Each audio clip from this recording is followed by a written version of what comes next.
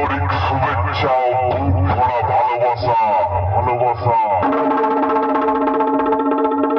আর এই কমিটির ছেলেদের জানাই অনেক অনেক ভালোবাসা ভালোবাসা। কমিটির